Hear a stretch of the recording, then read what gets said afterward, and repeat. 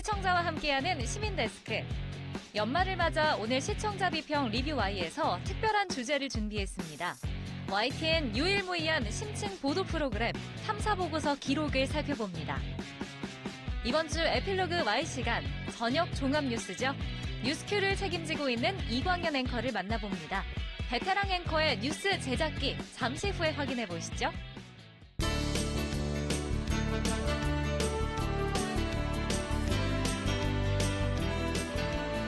시청자 여러분 안녕하십니까? 정주영입니다. 얼마 전에 치러진 양성평등 미디어상에서 YTN 영상기획팀이 최우수상을 수상했습니다. 올해로 25번째를 맞은 미디어상은 양성평등 문화 확산에 기여한 대중매체 작품을 격려하기 위해 이 같은 자리를 마련했다고 합니다. 심사위원은 우리 사회의 성차별 사각지대 해소를 위한 과제를 발굴하고 의제화시킨 부분에 대해서 YTN의 이번 성평등 기획보도를 높이 평가했는데요. 빠르게 변화하는 문화 생태계에서 소외되는 이 없이 모두가 함께 성장할 수 있도록 YTN은 앞으로도 꾸준히 노력해 가겠습니다. 그럼 이번 주 시민데스크 시청자 비평 리뷰 Y로 시작합니다.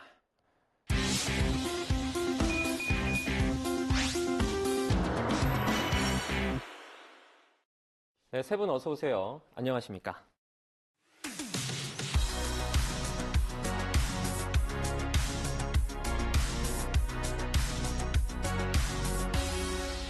시청자 비평 리뷰 Y 시작해봅니다. 먼저 이혜수 시청자 평가원이 가져오신 오늘의 주제부터 들어보겠습니다. 시의성과 속보성은 뉴스의 중요한 가치입니다. 하지만 속보 경쟁에 내몰리다 보면 맥락이 실종되곤 하죠. 언제 어디서나 뉴스를 접할 수 있는 시대에서 사안의 본질과 맥락을 짚어내는 탐사 보도가 중요해지는 이유이기도 한데요. YTN에도 심층 기획 탐사 코너가 있습니다. 오늘 리뷰 Y 시간은 2023년 한 해 동안 방영된 YTN 탐사보고서 기록을 살펴봅니다. 심층 보도를 다루는 YTN의 유일무이한 매우 깊이 있는 프로그램이죠. 사실 보도 전문 채널인 YTN에서 이렇게 50분 분량으로는 보기 드문 YTN 탐사보고서 기록에 대한 비평 시간을 가져보겠습니다. 시청자들이 본인이 보고 싶은 뉴스를 이렇게 찾아서 보는 그런 시대가 됐습니다. 뉴스를 제공하는 언론사 입장에서는 정말 다양한 방법으로 여러 시도를 하는 게 좀 필요할 것 같은데 어떻게 보십니까? 보도의 형식도 굉장히 다양해졌고요. 거기에 맞춰서 저희들도 뉴스의 다양한 형식을 통해서 서비스를 해야 된다고 생각하고 그것뿐만 아니라 이제 기자들이 생각하는 거는 저희가 늘 발생 위주의 보도 이런 뉴스만 다루다 보니까 그 이면에 있는 진짜 원인이 무엇인지에 대한 호기심이나 그 어떤 문제의식이 항상 있었거든요. 근데 그런 것을 이걸 좀 깊이 있게 좀 장시간에 걸쳐서 취재를 해서 전해주고 싶은 그런 어떤 책임 같은 것도 있는 거거든요. 언론사로서. 그런 거를 하나의 담아낼 수 있는 그런 프로그램이 탐사 보고서 기록이 아닌가 이렇게 생각을 합니다. 사건이 발생했고 결과는 어떻게 됐다는 것보다는 그 문제의 원인은 무엇이고 해결책은 무엇이고 또 재발을 방지하려면 어떻게 해야 되느냐 이런 문제까지 한꺼번에 깊이 있게 전해주는 거 그것이 저희 하나의 언론사로서의 책무다 이렇게 생각하고 있습니다. 네, 이제 시청자의 니즈뿐만 아니라 이제 어떤 깊이 있는 뉴스의 내용까지도 이렇게 같이 어우러야 한다 이런 내용으로 들었는데요. 그러면 저희가 본격적으로 YTN 탐사보고서 기록을 샅샅이 분석해 보도록 하겠습니다. 먼저 평가원님 내용부터 저희가 들어보도록 하겠습니다. 네, YTN 탐사보고서 기록은 우선 7월에 방송된 우리 동네 주치, 지역의료, 길을 묻다를 이야기해보고자 합니다. 백령도를 시작으로 각지마다 응급 상황에 취약하고 정밀검사가 어려운 보건진료소에 의존해야 하는 현실을 짚었습니다. 공중보건의사의 수가 줄어들고 있는 상황, 그마저도 지역별로 불균등하게 배치되는 문제를 지적해 공공의료 시스템 확충의 시급성을 알렸고요. 그럼에도 정부의 인력 확충에 대한 별다른 노력이 없다는 점도 비판했습니다. 서울 수도권과 지방의 의료 격차를 줄이기 위해 의대 증원 움직임이 있고 이제 의사들은 이에 반발하는 상황들이 최근에도 반복이 되고 있는데요. 이런 상황에서 해당 프로그램은 굉장히 반가웠습니다. 우리 동네 주치의편은 말씀하신 것처럼 지역의 의료 공백, 대도시와 농촌의 의료 격차의 심각성을 알리고 작지만 이를 극복하는 시도를 소개하고 있습니다. 프로그램은 신규 공중보건 인수가 급격히 줄어들고 특히 한의대나 치대보다 의대의 공중보건 인수가 감소하는 등 한국의 공공의료가 의존해왔던 공중보건 제도가 심각하게 균열이 생기고 있음을 지적하고 있습니다. 의사가 없어서 그리고 기계가 없어서 환자를 치료할 수 없어 되돌려 보내는 공공병원의 실상을 이제 그대로 전하고 있습니다. 이로 인해서 제때 치료를 받았으면 살아있을 치료 가능 사망률이 군 단위로 넘어가면 70%가 넘는 상황을 담담히 전합니다. 관련해서 프로그램은 중앙정부와 지자체의 지원과 관심이 절대적으로 필요하다고 강조해 주었습니다. 하지만 제작진은 이 같은 의료 격차, 의료 공백을 절망적으로만 그리진 않았는데요. 병원과 의사가 없는 지역을 찾아가 주민들의 건강을 챙기는 의료진을 만나서 찾아가는 진료가 왜 필요하고 지역에 남아있는 의사들이 왜 지역을 선택했는지도 영상에 담아냈습니다. 제작진이 취약한 지역 의료 현실을 심층 취재하기 위해 2달 동안 전국 각지를 돌았다고 하는데요. 그만큼 수도권과 비수도권으로 양분되지 않는 각 지역들마다의 고유한 어려움들을 이해할 수 있었습니다. 탐사 보도의 목적이 그동안 알려지지 않은 것들, 혹은 안다고 여겼지만 가려져 있던 것들을 성실하게 발굴하는 것이라면 지역 의료, 길을 묻다가 그 역할을 잘 해냈다 칭찬하고 싶습니다. 네, 다만 한 가지 아쉬운 부분도 있었어요. 그러니까 프로그램이 어떤 사안을 접근하고 풀어가는 방식은 굉장히 좋았습니다만 영상 중에 농촌에 계신 어르신들이 이제 환부를 드러내고 진료를 받는 모습이 그대로 비춰졌습니다. 출연자의 약간 프라이버시가 존중되지 않는 듯한 모습은 좀 다소 불편했습니다. 다음으로 9월 급발진 엑셀 브레이크 편을 살펴봤는데요. 해당 편에선 최근 반복되고 있는 급발진 의심 사고를 다뤘습니다. 저도 이제 이 편을 좀 찾아봤습니다. 지난 9월에 방통위가 뽑은 이달의 좋은 프로그램 선정이 됐어요. 네, 방통위의 결정이 납득되는 좋은 기획이었는데요. 우선 사고의 원인을 가리는 소송에서 급발진으로 인정된 사례는 하나도 없어서 급발진 의심사고라는 미스터리로 남아있다는 문제 제기가 주목을 끌었고요. 제작진은 급발진의 진실을 찾기 위해 국립과학수사연구원의 감정 과정을 들여다보고 제조사와 유족들, 자동차 전문가 등 다양한 취재원들을 만났습니다. 급발진 의심사고 문제를 어떻게 풀어가야 할 것인가에 대한 사회적 논의를 재점화하는 데 중요한 역할을 했다. 이렇게 평가됩니다. 이어서 8월에 방송된 위기의 전세도 올해 중요한 사회적 화두였던 전세 사기와 역전세 문제를 다룬 시의성이 높은 기획이었습니다. 리뷰 Y에서도 부동산 문제를 주제로 YTN의 보도를 다룬 적이 있는데요. 해당 편을 보면서 다시 한번 전세 문제를 둘러싼 맥락들을 깊이 이해할 수 있었습니다. 매일의 뉴스를 통해 중요한 정보를 빠르게 접하고 탐사 기획물로 그 사안을 종합적으로, 입체적으로 이해하는 것, 이 두 개의 시너지가 YTN의 뉴스 가치를 높여주지 않았나 싶습니다. 네. 이렇게 다룬 아이템들을 보면 참 접근성이 높은 것 같습니다. 누구에게나 벌어질 수 있는 이슈 같고 또 이런 것들을 빠르고 종합적으로 전달하려는 그런 노력이 뉴스의 가치를 높여주는 그런 느낌을 주는 것 같습니다. 일반 취재물에서도 이제 후속 보도가 정말 중요하지 않습니까? 내용을 보강하는 의미로서 정말 중요한데 이 탐사 보고서 기록도 그 역할을 톡톡히 해냈다고요. 네, 그렇습니다. 지난 2월에 YTN 탐사 보고서 기록 공백 12구 이태원 참사 100일이 방영된 이후에 참사 1년을 돌아보는 별의 기억 12구 이태원 참사 1년의 기록을 살펴봤는데요. 지난 30년간 우리 사회에서 일어난 참사를 되짚으면서 대형 참사는 왜 반복되는가 그 근본적인 원인을 짚으면서 시의성과 심층성을 다잡은 회차였습니다. 무엇보다 한 번 다룬 주제를 다시 한번 그 이후의 상황을 다루면서 연속성을 보여줬다는 점, 참사 이후 공론 중심부에서 사라진 참사를 다시 한번 주목하는 제작진의 집념과 끈기가 돋보인 회차가 아니었을까 싶습니다. 네. YTN 보도와 방송 제작에 이제 도움을 주신 그 분들에게 마음을 표시하는 자리가 있습니다. YTN 시청자 대상을 해마다 진행하고 있는데요. 여기서 이제 이태원 참사 유가족 협의회 분들도 모시기도 저희가 한 적이 있고요. 프로그램 제작에 이분들이 또 크게 도움을 주신 부분들도 있더라고요. 네, 저는 프로그램을 보면서 유가족들의 이야기를 되게 많이 들을 수 있어서 굉장히 좋았습니다. 네. 이태원 참사 1주기인 11월 초 방송된 별의 기억 편은 참사 이후 참사의 진상을 알리기 위해 159km 릴레이 행진과 단식, 특별법 제정을 축구를 위해서 삼부일배 등 사건 이후 1년여간의 유가족의 모습을 담았습니다. 참사 이후 다른 유가족들을 만나면서 이제 끼니를 챙기기 시작했고, 살아가기 위해서 분향소에 간다는 유가족들의 이야기를 직접 들으면서 분향소의 의미, 그리고 함께 한다는 것, 위로와 치유의 의미에 대해서 많은 생각을 하게 됐습니다.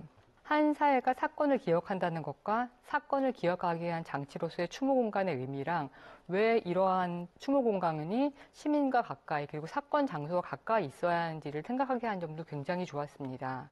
앞서 말씀하셨지만 이제 프로그램이 이제 사건 이후에 100일 그리고 1년이 지난 후로 이제 후속 보도를 했고 유가족의 1년의 시간을 이제 기록을 한 건데요. 기록의 의미라는 것들과 어떤 기억의 과정으로서의 의미, 그리고 이제 새삼 이 프로그램 명칭이 또 기록이기도 하잖아요. 그런 면에서 되게 와닿았던 부분들이 있고요.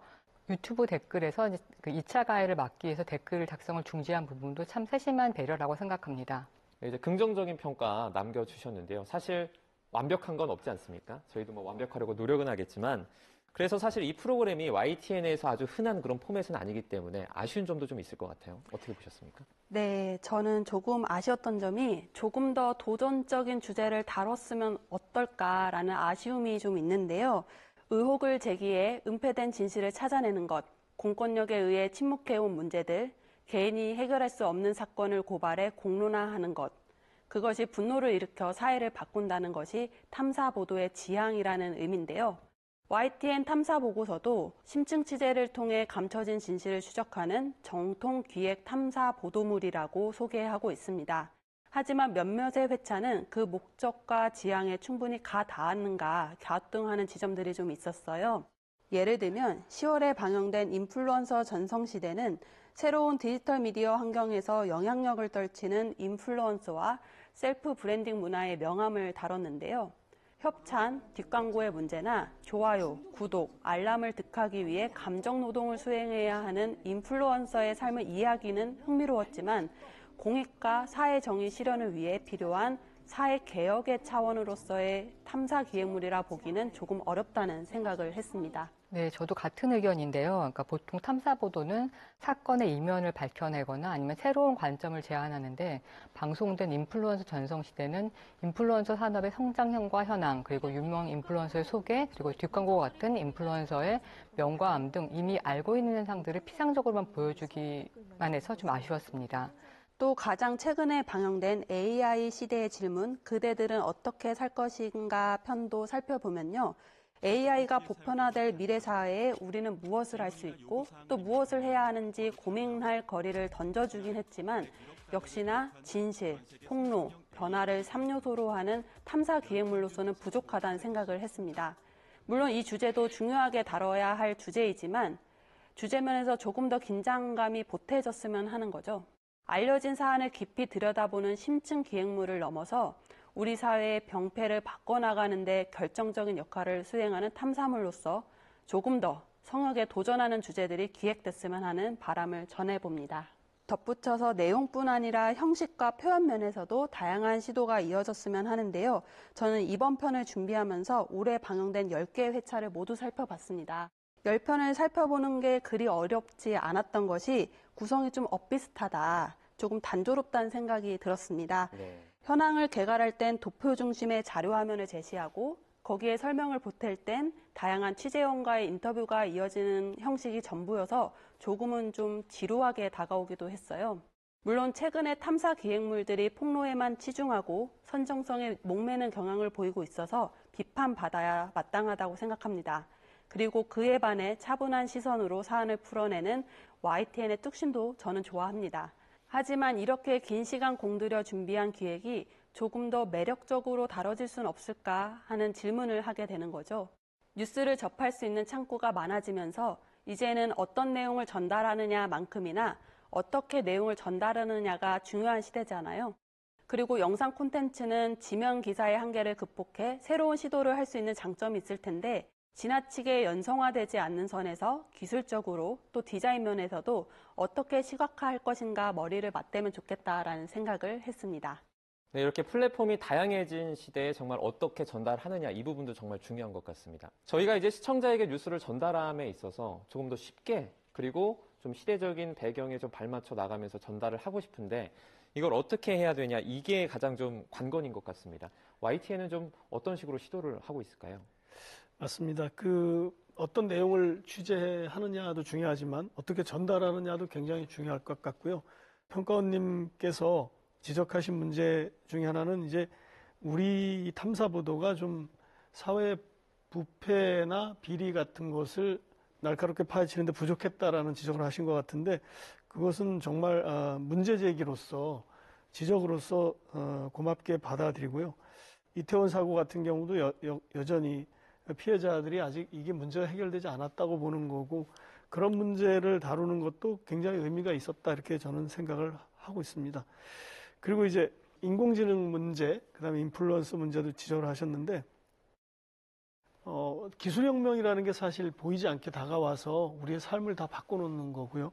그다음에 또 이런 문제 중에 하나가 이제 저출생의 문제인데, 거의 사회적 재앙이지 않습니까? 근데 이런 문제를 탐사보도라고 하는 어떤 형식으로 접근하는 것도, 이것이 뭐 비리나 부패를 파헤치는 건 아니지만 우리 모두가 직면한 굉장히 큰 문제이기 때문에 어떤 형식으로든 이걸 푸는 것은 중요하다라고 보고요. 그러니까 좀 여러 가지 다양한 내용과 형식이 존재하고 있다. 그러나 문제의식은 가볍지는 않은 거다라는 것을 이해해 주시면 어떨까, 그런 생각이 듭니다. 결국은 어떤 내용도 전달되지 않으면 소용이 없기 때문에 전달하는데 많은 노력을 기울여야 된다고 생각합니다. 다만 탐사보도라는 것이 성격상 굉장히 복잡하고 가해자가 있고 피해자가 있고 문제를 딱 결론 내리기 어려운 부분도 많습니다. 그렇기 때문에 자칫 이것을 오해를 또 만들고 하는 것보다는, 탐사보도라면은 형식의 다양성보다는 내용이 정말 충실한가라는 것에 더 무게를 두는 거, 저는 그것이 더 중요하다고 생각합니다. 그럼 오늘 리뷰와의 내용 정리해 보겠습니다. 이것만은 꼭 시간인데요. 평가원님부터 한 줄로 요약 부탁드립니다. 변화하는 저널리즘, 탐사 기획물을 강화해야. 인터넷은 언론이 다양한 정보를 빠르게 전달하는 장점을 제공했고, 최근에는 더 빨리 기사를 만들어내는 AI가 새롭게 적응해야 할 도구로 인식되고 있습니다. 이렇게 변화하고 있는 저널리즘 환경에서 언론사가 대응할 수 있는 것은 사실 이면을 들여다보는 깊이 있는 탐사보도, 탐사 기획물이 아닐까요? 보도 전문 채널 YTN의 탐사 기획물이 단 하나에 그치고 있는 것이 많이 아쉬운데요. 사회 변화의 흐름을 짚는 기획과 사회 부조리를 취재해 진실을 찾아가는 신층 탐사 아이템이 강화되길 바랍니다. 네, 잘 들었습니다. 이번에는 이선민 박사님의 한 줄 평 들어보도록 하겠습니다. 진실을 추구하는 깊이 있고 치열한 보도를 바랍니다. 언론은 사회적 기록입니다. 탐사 보도는 깊이와 치열함이 더해진 공적 기록이라 할 수 있습니다. 이러한 기록을 통해 구성원들은 지금 현재를 해석하고 과거, 현재, 미래를 연결하고 기억을 남길 수 있습니다. 한 사회의 기억을 책임진다는 사명감과 책임감으로 꾸준히 깊이 있고 진실한 보도를 해주시길 바랍니다. 네, 오늘 리뷰와의 순서는 여기서 마치도록 하겠습니다. 세 분 오늘 말씀 잘 들었습니다. 고맙습니다.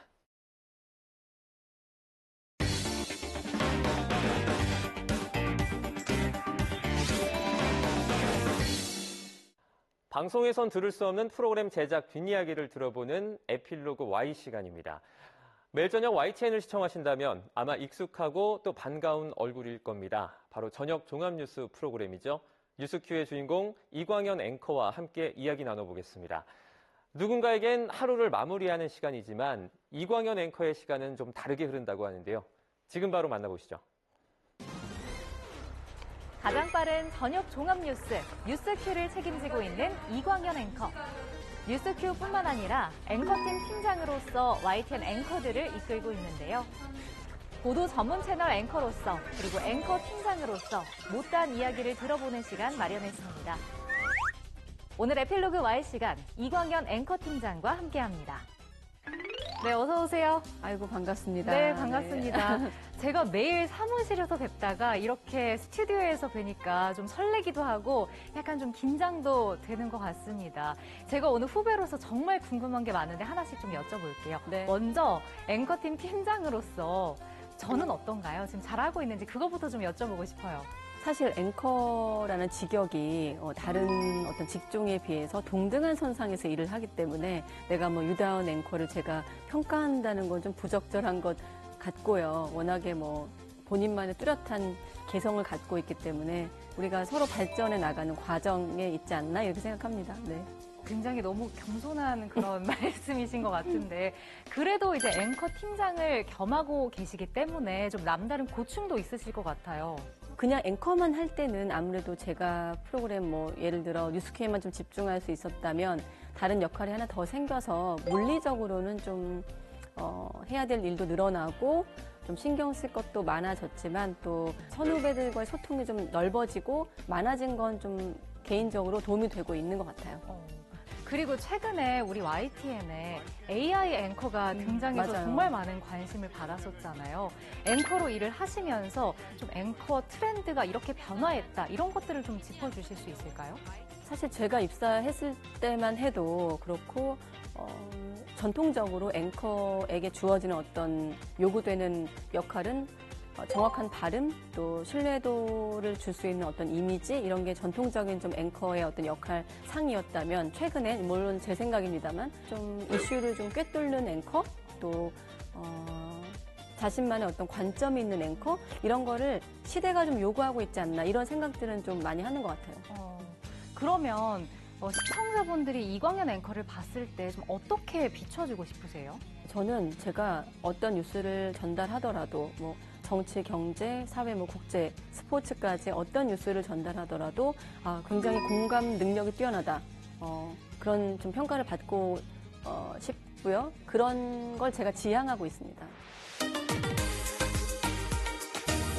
제가 앞서 이광현 앵커는 뉴스큐를 진행하고 있다 이렇게 소개를 하기도 했는데 네. 아마 보시는 분들은 어떻게 준비를 하는지 모르실 것 같아요. 뉴스큐를 어떻게 만들어가고 계신지 좀 하루 일과를 소개해 주신다면요. 뉴스큐는 이광현 앵커 혼자 만드는 건 아닌 것 같고요. 당연히 물론 제 역할만 놓고 얘기하면 아침에 일어나서 일단 헤드라인부터 확인을 하고 제가 다둥이 엄마긴 하지만 네. 정신없는 와중에도 꼭 헤드라인은 무조건 확인하려고 하고 대부분 기사를 YTN이 담고 있습니다만 혹시라도 빠진 기사가 있는지 그러면 이제 오전에 출근을 해서 뉴스큐 이제 제작진과 선후배들과 회의를 거치는데 굉장히 좀 밀도 있게 토론을 해서 빠진 뉴스가 있으면 뭐 대담이라든지 앵커 리포트를 통해서 콘텐츠로 보충을 하고 뭐 그런 발제 역할도 하고 실제로 또 뭐 기사를 작성하기도 하고 섭외에 나서기도 하고 좀 적극적으로 하려고 노력해요. 네. 지금 어떻게 보면 이광현 앵커도 오랫동안 뉴스를 진행한 베테랑 앵커시잖아요. 네네. 그럼 생방송으로 이렇게 뉴스 하면서 좀 어렵다거나 힘든 점이 지금도 있으신가요? 저는 생각보다 의외로 대체로 좀 모험심도 있어서 극복해 나가는 스타일이긴 한데 제가 가장 어려워하는 것 중에 하나가 웃음 참기예요. 의외로. 그래서 사실 인터뷰이들 이렇게 나오시는데 저만의 웃음 포인트가 있는데 그 흔히 우참이라고 하잖아요. 우참 실패하는 경우를 만들지 않기 위해서 개인적으로 그게 가장 위협적이에요. 예전에 좀 이런 관련된 영상 좀 있지 않으셨어요? 많죠. 웃음과 관련된 저의 영상이 많았던 관련된 것 같아요. 영상이 많고 대표적으로 뭐 최양락 씨 나오셔서 제가 거의 뭐 진행 내내 웃음 참느라고 사실 죄송한 일이죠. 앵커가 본연의 역할을 다하지 못할 정도로 이제 근데 최양락 씨는 아마 유대원 앵커가 만난다 하더라도 누구여도 좀 웃음 참기 쉽지 않으실 것 같아요. 네.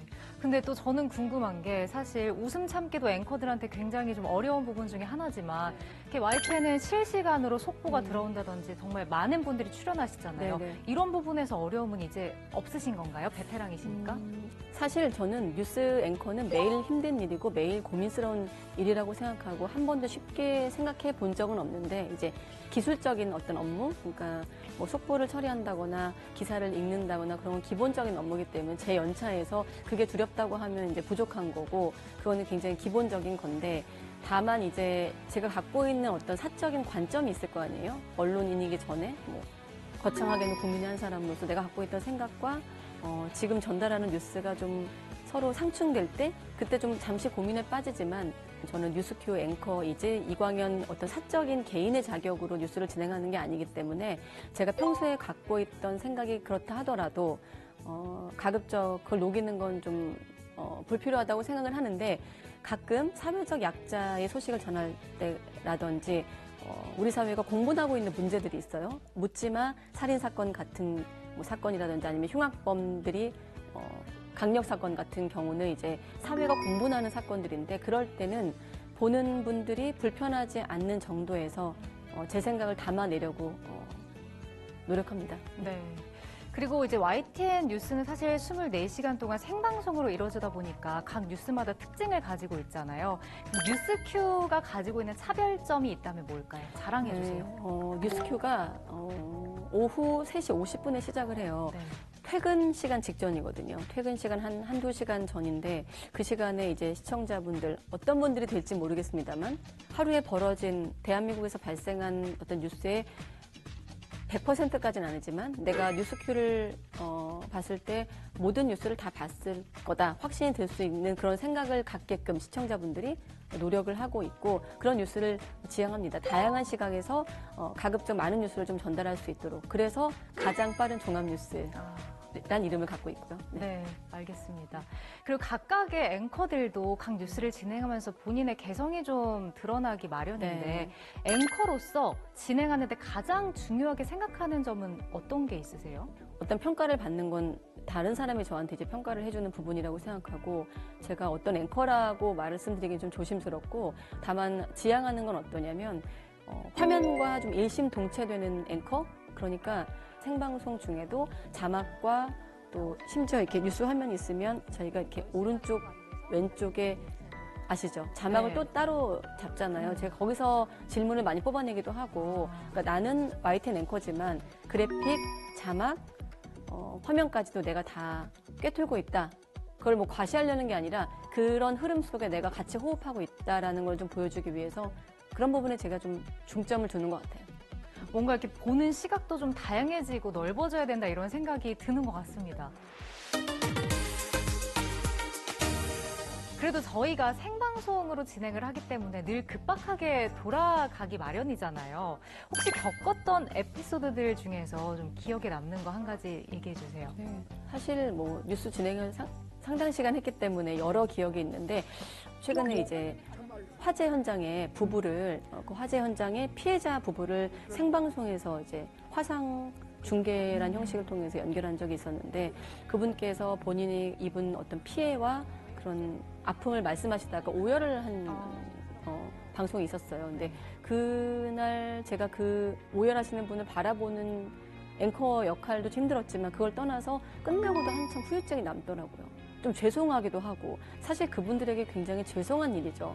본인이 터전을 잃은 상황에서 화마가 삼켜버린 그 터전을 배경으로 저희가 이것저것 질문 드린다는 게 정말 죄송스럽고 마음이 많이 아파서 한 며칠 후유증이 남더라고요. 그럼 이럴 때 좀 앵커로서 감정적이 될 수밖에 없잖아요. 당연히 사람인지라. 이럴 때는 어떻게 좀 진행을 하시는 거예요? 가끔 저희 방송인들이 눈물을 보일 때도 있잖아요. 근데 그게 보는 사람이 불편하지 않는 수준에서 그거는 자기적이어도 안 되지만 오히려 또 자연스럽게 눈물이 나오는 어떤 그런 지점이 있다면 시청자와 같이 호흡하는 것도 방법인데 보는 분들이 좀 불편하다면 그거는 좀 지양해야 되지 않을까 생각하고 가급적 이제 여러 각도의 시청자가 있기 때문에 꼭 저의 생각과 같진 않을 수도 있는 거거든요. 그러니까 가급적 최대한 객관적이고 공정한 어떤 형태로 뉴스를 진행해야 된다고 생각합니다.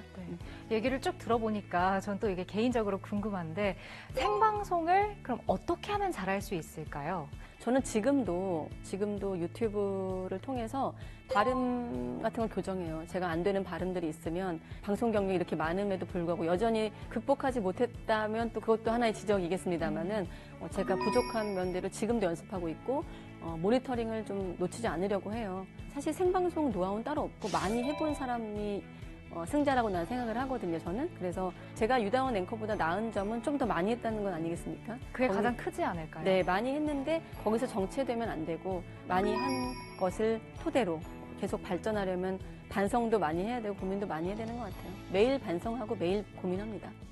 마지막으로 지금까지 일하시면서 앵커하기 잘했다 이런 생각 분명히 드셨을 때가 많을 것 같은데 어떨 때 보람을 느꼈는지 좀 얘기해 주세요. 가볍게는 제가 학창 시절 굉장히 동경했던 가수나 어떤 소설가라든지 그런 분들을 인터뷰했을 때 내가 뭐라고 이런 자리에서 이런 분들에게 질문을 할 수 있나 이런 건 좀 가벼운 소감인 것 같고 조금 무겁게는 제가 전한 뉴스로 인해서 사회가 변화하거나 어떤 좀 바뀌는 모습을 직접 확인할 때 그럴 때 가장 YTN 앵커 하길 잘했다라기보다 감사하구나 생각을 합니다. 오늘 이야기를 쭉 들어보니까 지금까지도 정말 많은 노력을 하고 계시다라는 생각이 들었는데 앞으로도 시청자분들이 공감할 수 있는 그런 정확한 뉴스 계속해서 전해주시길 바라보겠습니다. 열심히 하겠습니다. 네, 오늘 함께 해주셔서 고맙습니다. 감사합니다.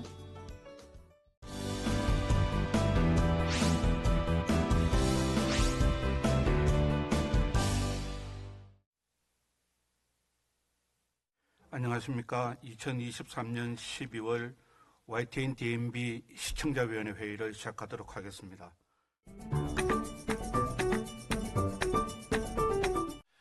청년취업사관학교는 사회 구조적인 문제를 해결하기보다는 취준생 개개인에게 직접적으로 유효한 도움을 주기 위한 정책 사업이라 할 수 있습니다. 그러나 전반부는 청년창업사관학교와 다소 무관한 요인들을 거창하게 소개한 나머지 시청자들이 청년 취업 문제에 대한 구조적 대안이나 분석을 기대하도록 하는 것에 반해서 다소 낚시에 가까운 허탈함을 느낄 수 있다고 생각이 듭니다. 전반부의 내용을 청년창업사관학교가 해결할 수 있는 문제로 초점을 맞추고 취업준비생 인터뷰를 통하여 취업준비 과정에서 어떠한 개인적 어려움을 가지고 있는지를 소개하여 시청자의 공감 및 집중을 불러일으키고 그러한 문제에 대해서 청년취업사관학교가 어떻게 대안이 될 수 있는지를 소개하고 마지막으로 학교 졸업자들에 대한 기업 인사 관계자들의 만족도 인터뷰 등을 추가하였다면 프로그램에 대한 신뢰도 높아지고 더욱 매력적인 컨텐츠가 될 수도 있었다고 생각된다는 점에서 다소 프로그램의 구성에 있어서 아쉬움이 남습니다. 이 프로그램의 제목은 컬러 전쟁, 청정 바이오를 물들이다인데요. 실제 다큐멘터리 내용에서는 컬러, 색깔이 잘 부각되지 않습니다. 내용의 색에 대한 언급은 거의 없습니다. 또한 컬러 전쟁이라고 했지만 색깔에 따라 특정한 대상들이 서로 경쟁 관계에 있거나 다투는 관계에 있는 것도 아닙니다. 심지어 프로그램의 서두에서 레드 바이오, 그린 바이오, 블루 바이오를 언급하지만 그것이 무엇인지에 대해서는 설명하지 않습니다. 실제 다큐멘터리 내용에서 빨강, 초록, 파랑과 같은 색은 거의 언급되지 않고 색깔이 주로 언급되는 대상은 빨강, 초록, 파랑과는 관련이 없는 흑우, 흑돼지입니다. 또한 제목에서는 청정바이오를 이야기했지만 실제 다큐멘터리의 내용을 보면 청정과는 관련이 없는 내용이 많은 것도 문제입니다. 청정바이오를 프로그램에서 논하기를 원한다면 제주도의 바이오 산업이 어떤 측면에서 다른 지역의 바이오 산업보다 청정한지 이야기해야 할 것인데 그런 부분은 거의 부각되지 않습니다. 그러다 보니 시청자의 입장에서는 제주도의 흑우 DNA를 이용해 알츠하이머 연구를 하는 것이 어떤 부분에서 청정한 것인지 의아할 뿐입니다.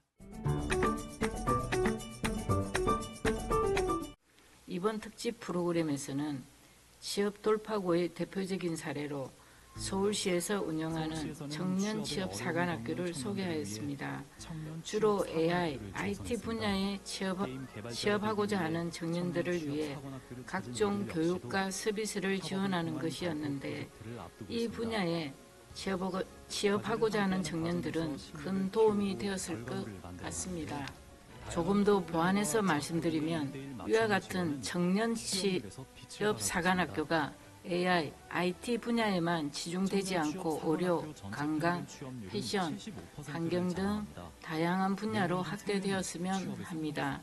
나아가 산업 변화에 대응하기 위해 꼭 취업만이 아니라 창업이라는 대안도 제시하여서 청년들에게 용기를 주고 도전 정신을 일깨웠으면 합니다. 방송 초반 현재의 청년 실업 문제를 설명하기 위한 몇 가지 통계 자료가 인용되는데 그중 청년 취업자들이 직장을 그만둔 이유를 설명하는 방송은 근로여건 불만족이 약 46% 정도로 가장 높은 비중을 차지한다고 설명하고 있는데 이어지는 전문가 인터뷰에서는 직무적성 부분에 관한 내용을 연결하여 방송함으로써 이것이 청년 취업자들이 직장을 그만둔 이유를 전문가 인터뷰가 보완 설명하는 것인지 아니면 전혀 다른 차원의 청년 취업자 애로사항을 설명하는 것인지 잘 이해가 되지 않는 편집 연결이라고 생각되어졌습니다.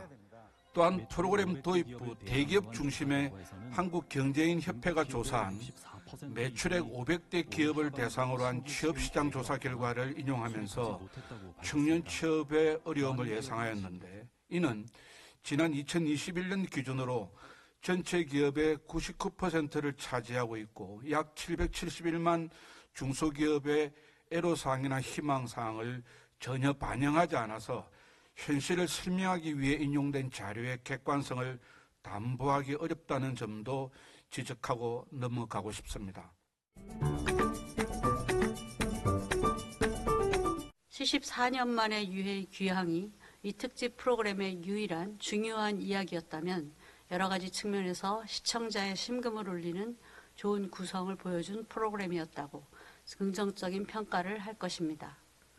하지만 아쉬운 점은 제주 4.3이 발생하게 된 근본적인 이유나 진상규명에 대한 구체적인 깊숙한 이야기는 철저히 사실만을 위주로 제시하여 스쳐 지나가고 있고 본질적으로 이 사건에 대한 이해도를 높이는 핵심 부분은 비껴가고 있다는 점입니다. 스토리는 당시 희생당한 사람들의 개인적이고 인간적인 이야기에 초점이 맞춰져 있고 행방불명된 사람들을 어떻게 개인적으로 찾아내고 제주의 유해를 돌아오게 했는지 이것이 중요한 스토리입니다. 근본적으로 우리가 알아야 하는 제주 4.3 사건의 본질적인 부분, 논란이 되는 부분들이 너무 간략하게 쉽게 넘어갔다는 점에서 이 프로그램의 기획 의도에 대한 아쉬움과 공허함까지 남게 됩니다. 방송이 거의 22분 방송인데 10분가량은 앞에 오프닝은 뭔가 기대되는 내용이었으나 후반부, 중반부부터는 이게 청년 취업 사관학교에 대한 굉장히 디테일한 내용까지 전부 영상이 되어서 이런 점이 조금 오인하게 되지 않을까 하는 우려가 되는 방송이었다고 생각을 합니다.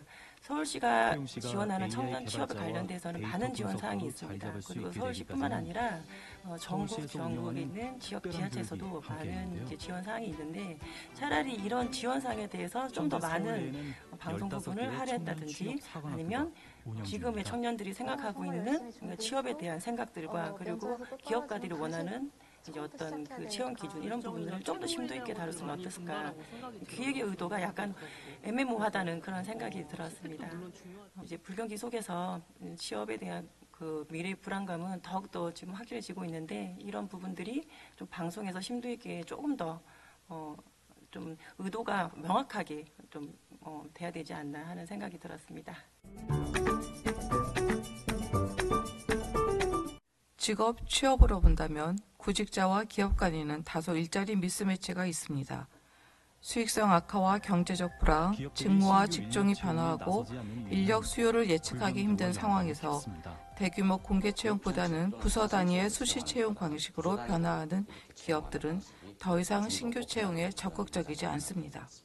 서울시에서 운영하는 청년 취업 사관학교에서는 기업이 요구하는 디지털 신기술과 실무 교육을 제공하고 더욱이 올해 개관하는 캠퍼스에서는 자치구별 특화 산업과 연계된 과정, 기업 주문형 과정 등을 개설하여 취업 맞춤형 인재 양성을 위한 교육을 진행하고 실제 취업 사례를 소개하고 있습니다.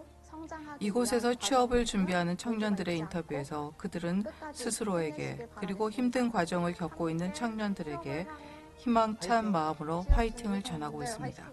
앞으로도 더욱 다양한 프로그램으로 더 많은 청년들에게 취업의 기회가 주어지길 바라는 바입니다.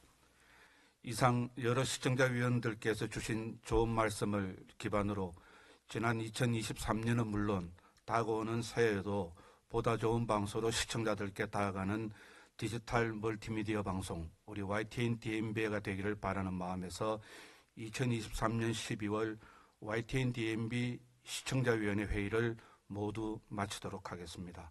고맙습니다. 시민데스크는 시청자 목소리로 YTN을 깊이 돌아봅니다. 방송에 대한 여러 의견들 SNS와 홈페이지, 전화로 남겨주시고요. 저희는 다음 주 다양한 시청자 의견으로 돌아오겠습니다. 시청해주신 여러분 고맙습니다.